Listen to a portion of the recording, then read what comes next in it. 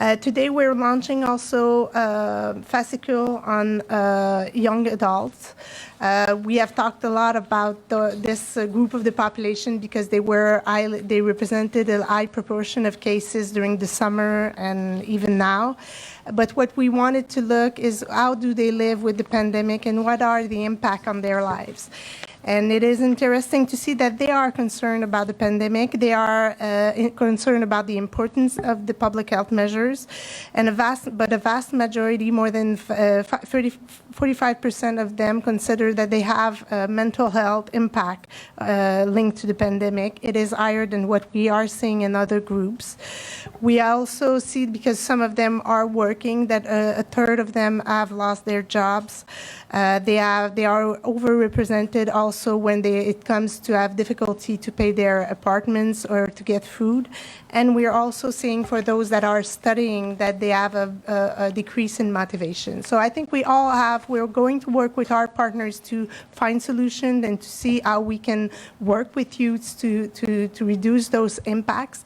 But I think collectively, if you have youth, young adult in your family, to be concerned that they may be living a difficult period in their life and they need support. This significant increase of mental health issues with young people is quite shocking in Montreal. That's 45% is quite disturbing. We're wondering if you are considering recommending that Cégep and university students return to class in order to reduce this anxiety. I don't know if it's going to be a total return in class, but of course we're going to address this issue to our partners from university and Cégep.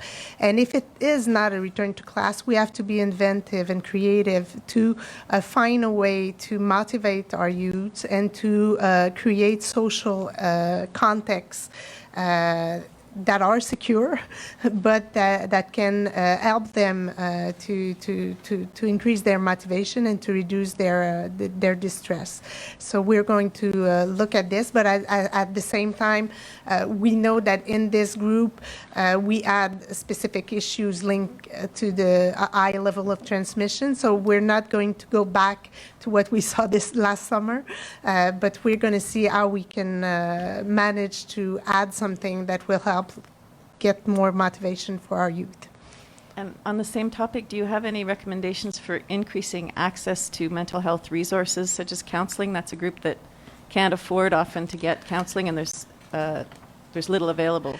I think those discussions have been addressed to the government, but we do have hotlines and services that are accessible. But if of course we know that the psychological services are still difficult and are not free at this time, so it is an issue that has been addressed by to the government.